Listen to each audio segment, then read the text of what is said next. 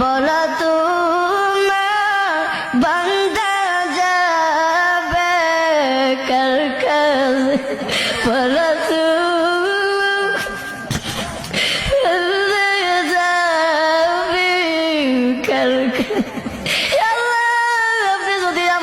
মাফ না করে আল্লাহ বলেন আমরা কার দরবারে যাইব?